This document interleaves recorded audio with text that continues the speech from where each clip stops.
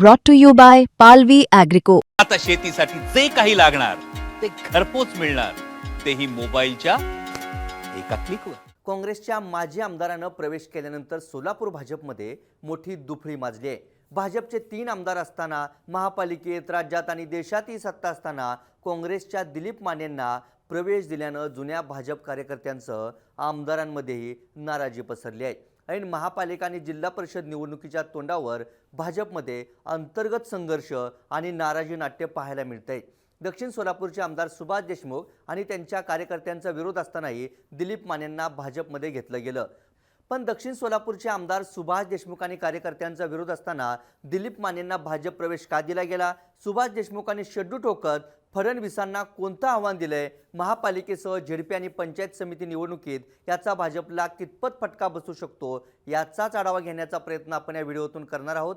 नमस्कार, मी लखन आदाटे आणि तुम्ही पाहताय मुंबई तक. मुंबईतील प्रदेश कार्यालयात गुरुवारी काँग्रेसचे माजी आमदार दिलीप मानेंनी प्रदेशाध्यक्ष रवींद्र चव्हाण आणि मंत्री चंद्रशेखर बावनकुळेंच्या उपस्थितीत भाजपात प्रवेश केला. दिलीप मानेंचे पुत्र पृथ्वीराज माने, बंधू जयकुमार मानेंसह काही नगरसेवकही भाजपात आले. या सोहळ्यात सोलापुरातून अक्कलकोटचे आमदार आणि फडणवीसांचे निकटवर्तीय सचिन कल्याण शेट्टी हजर होते. पण ऑपरेशन लोटसची जबाबदारी असणाऱ्या पालकमंत्री जयकुमार गोरेंची मात्र यावेळी अनुपस्थिती होती. सोलापूर बाजार समितीची निवडणूक झाल्यापासून दिलीप मानेंच्या भाजप प्रवेशाविषयी चर्चा सुरू होती. दक्षिण सोलापूरचे भाजपचे आमदार सुभाष देशमुखांचा मात्र मानेंच्या प्रवेशाला थेट विरोध होता. कार्यकर्त्यांनी तर सोलापूरच्या शहर भाजप कार्यालयाबाहेर आंदोलनं केली. प्रदेश अध्यक्ष रवींद्र चव्हाणांपर्यंत विरोधाच्या भावना पोहोचवल्या. पण सोलापूरमधून थेट विरोध झाल्यानंतरही मानेंचा पक्षप्रवेश झालाच. त्यामुळे संतापलेले आमदार सुभाष देशमुखांनी तर थेट नाव घेत हल्लाबोल करायला सुरुवात केली आहे. गोरेंनी मला विचारलं नाही, फडणवीस म्हणाले मानेंना तिकीट देणार नाही, मग प्रवेश का घेतला, असा थेट सवाल करत पालकमंत्री आणि मुख्यमंत्र्यांनाही देशमुखांनी शिंगावर घेतलंय. माननीय मुख्यमंत्री महोदय, त्यांना कोणत्याही प्रकारचं तिकीट दिलं जाणार नाही असं मुख्यमंत्री म्हटलेत. मी तेही निरोप सांगितला प्रदेशाध्यक्षांना. प्रदेशाध्यक्षांनी सांगितलं की त्यांना कोणतंही तिकीट द्यायचं नाही. साहेबांनी त्यांच्याकडनं शब्द घेतला आहे. आणि मी म्हटलं मग तिकीट द्यायचं नसेल तर मग आज प्रवेश कशाला करता. मला असं वाटतं की तरीपर्यंत त्यांनी घेतलेलं आहे. मी 1% होकार दिलेला नाही, त्यांनी मी मला सांगितलं नाही. दिलीप माने हे सुभाष देशमुखांचे प्रमुख विरोधक होते. साहजिकच दोघांच्याही समर्थकांची संख्या मोठी आहे. त्यामुळे आगामी काळात होणाऱ्या निवडणुकीत दोघांच्या समर्थकांकडून तिकिटासाठी रस्सीखेच होणार हे निश्चित.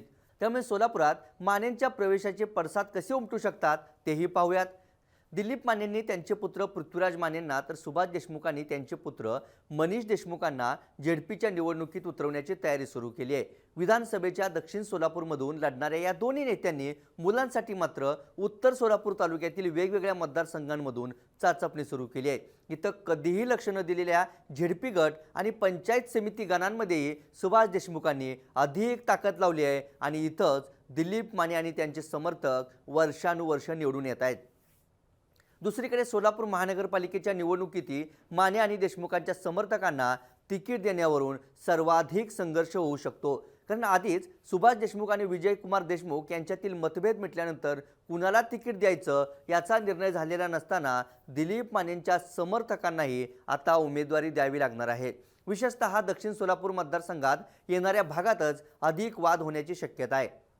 विजापूर रोड, होटगी रोड, जुळे सोलापूर या भागातील 7 ते 8 प्रभागांमध्ये आता जिथं दिलीप मानेंचे समर्थक नगरसेवक आहेत तिथं सुभाष देशमुखांचे समर्थक विरोधात होते, तर जिथं सुभाष देशमुख समर्थक नगरसेवक होते तिथं दिलीप मानेंचे कार्यकर्ते विरोधात होते. असं समीकरण आणि थेट विरोध असतानाही दिलीप मानेंचा भाजप प्रवेश झाला. यामागे प्रदेश पातळीवरूनच हालचाली झाल्याची माहिती आहे. आता सोलापूर महानगरपालिकेतील सत्ता राखण्यासाठी भाजप उमेदवार कुणाचा आहे यापेक्षा निवडून येण्याच्या क्षमतेवरच भाजपचे वरिष्ठ नगरसेवकांसाठीचं तिकीट वाटप करतील. देशमुखांनाही याची चांगलीच खात्री आहे. म्हणूनच कार्यकर्ते आणि नागरिक हा निर्णय स्वीकारतात का बघू म्हणत महापालिका निवडणुकांआधी देशमुखांनी मोठे संकेत दिलेत.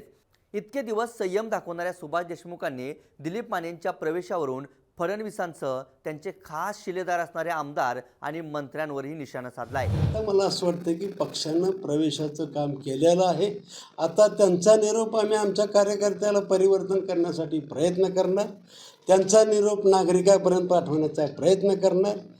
288च्या ठिकाणी तिकीट उमेदवारी दिलेली असते, पण काय सगळेच उमेदवार निवडून येतात असं नाही. मला असं वाटतं हा तर्क आहे. आता बघू, कार्यकर्ते स्वीकारतात, नागरिक स्वीकारला की चांगलीच गोष्ट आहे. म्हणजे खरंच दिलीप मानेचं कौतुक आहे, ते पटवण्यात हुशार आहेत असं माझं मत आहे. कारण मागच्या वेळेस दिलीप माने मालकाला पटवलं आणि यावेळेस आमच्या सचिन कल्याण शेट्टीला पटवलं. मी दोन्ही वेळेस भारतीय जनता पक्ष म्हणून लढलो आहे. भारतीय जनता पक्षाचे कार्यकर्ते दोन्ही वेळेस होते माझ्याबरोबर. पण दुर्भाग्य आहे की नेतृत्वाच्या लक्षात आलं नसेल, नेतृत्वाला सांगितलं असेल आपल्याकडे सोसायट्या नाही त्या, आपल्याकडे ग्रामपंचायत काय, म्हणजे असं रडकं सांगितलं असेल.